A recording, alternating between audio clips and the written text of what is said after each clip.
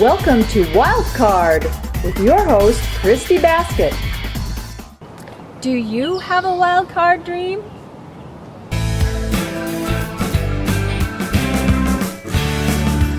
If given the chance, do you think you can identify and eliminate your barriers?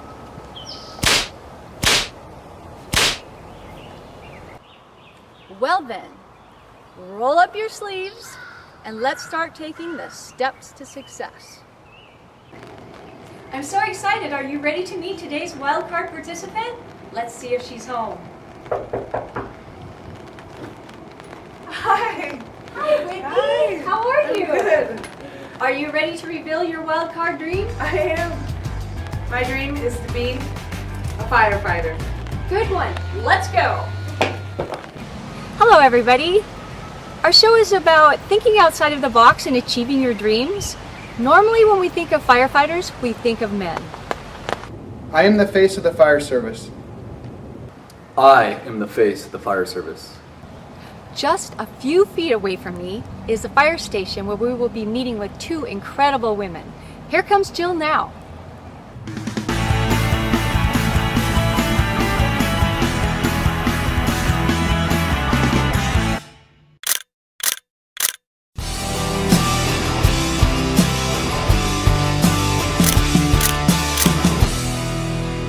These are women who have removed the perceived, self-imposed barriers and taken the necessary steps to achieve their wildcard dream.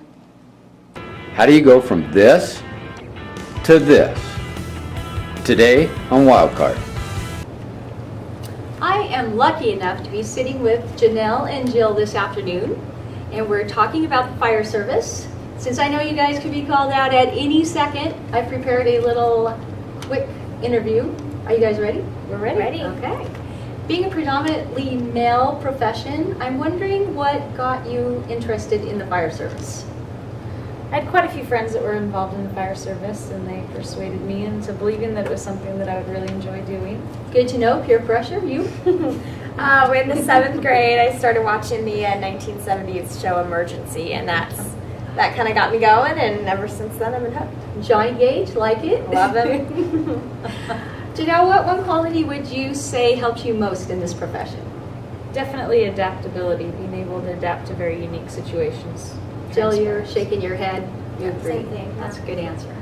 Okay, Jill, is there any part of this job that seems harder to do because you are a female? For me, it's mechanical aptitude. I didn't grow up playing with power tools or chainsaws, so I had to really work hard to get good at that. All right, and then the reverse of that, is there anything that seems easier to do because you're a female? I think there's an element with dealing with female patients that they feel a little more comfortable with female talking to them and kind of relating to them, so I think that makes it a little bit easier. Okay, all right. And Janelle, how is it interacting with the guys? I've always had so many male friends and played sports with male teams, and it's really not too out of the norm for me. All right. And of course, I have to ask the tough questions America wants to know. Have either one of you ever been met at the door by a scantily clad woman with a supposed sprained ankle? And if so, what was the look on her face when she opened the door and saw you?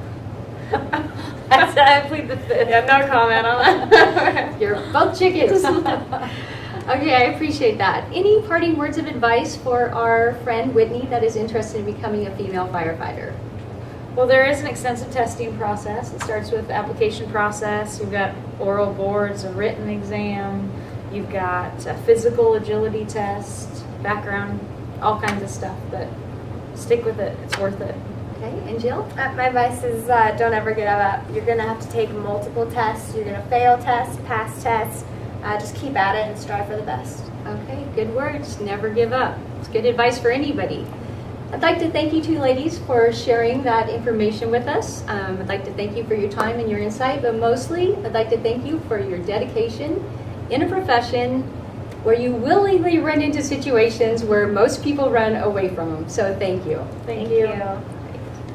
For more information on being a firefighter, please check out our website.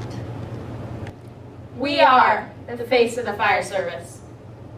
I am the future of the fire service. This show is dedicated to Molly Williams, the first recognized female firefighter in the U.S. She was an African-American slave belonging to a New York merchant. Molly worked with the Oceana's Engine Company No. 11, starting in 1818. She was said to be as good a fire laddie as many of the boys.